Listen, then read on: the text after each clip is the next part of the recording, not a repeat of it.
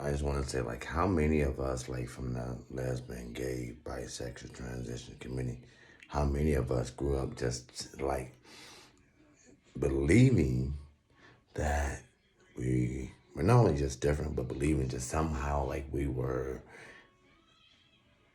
not not loved not only by family and friends, but like somehow that separated us severely from the love of God. How many of us grew up feeling doomed? How many of us like was compelled to like practice this ritual more or less of just self-hatred, and like somehow like our lives were not worth living, or depressed, or like feeling like we can love ourselves because somehow because society told us that God hated us, or that we were somehow a mistake, or somehow we were perverted, or somehow like we couldn't have that intimate relationship with God. And so the transformation right now that's happening, I can say for myself, is that the the spirit, the source, the infinite one is just saying that that's a lie of the enemy. That the reality is that God loves all of his children. There's no separation of any of us. And so that's what the world, and that's what the nation, that's what the people all over the globe needs to realize, that God loves all of his children. And now more than ever, it is time for us to unite and come together and allow love, the light of love, to just reign supreme. And so as I receive and I profess and proclaim that God is going to work miracles. And even as God is opening up doors personally for me, and creating that platform for me, and addressing trauma, and pain, and depression, and all of these things, that if you are gay or bisexual, lesbian, trans, know that God loves all of us. God loves you. And it's something that you do, have done, or I honestly find it.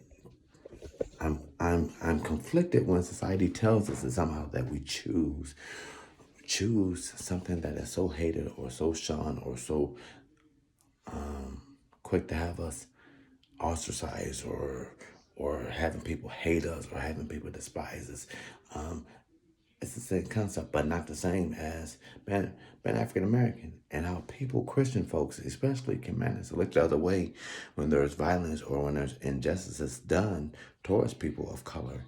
And yet, the same token of the fact that, even more so, that I truly do believe that as I come to be comfortable within my own skin after 30 some years, that I can honestly say today that I love who I am. And like I said in one of my other videos, I'm constantly reminded of the hate and the hatred and the bigotry that happens and that exists in family units and society. Um, and so as I look at my mouth, per se, and just the damage that has been done to my mouth, because when my jaw was broken, it made my gums weak. And so as a result, gradually over time, it caused teeth to fall out. And so I can harbor on that, and feel negative about it, or I can say that I'm going to continue to walk on and just love. And I'm going to continue to walk on and just knowing that I can love me today. And it's okay for me to love myself. It's okay for you to love yourself. It's okay for you to bask in your glory. It's okay for you to craft it and develop whatever gift that God has given you, and be you. It's okay for you to be your true self. And whether people get it, don't get it, or refuse to get it, be you. Be the beautiful, amazing, awesome you, the best version of you. And so, and just understand that our sexuality is only 1%, makes up 1% of who we sleep with, or who we are sexually attracted to, is 1%. What's the other 99%? Are you a great person? Are you a giving person? Are you a considerate person? Are you a loving person? Do you care for people? Do you you extend your your, your love to others? What craft do you have? What are your hobbies? What what motivates you? Those are the other things that we really should be focusing on instead of just that one thing, that 1% of who we sleep with or who we're attached to with any human being. When we look at our straight counterparts and we ask them, okay, who are you? So how do they get the right to be more in depth? And we can't. Think about it. Love yourself. Until next time, this is Jesse for Simple Lip Inc. Stay tuned. Share your comments, your questions.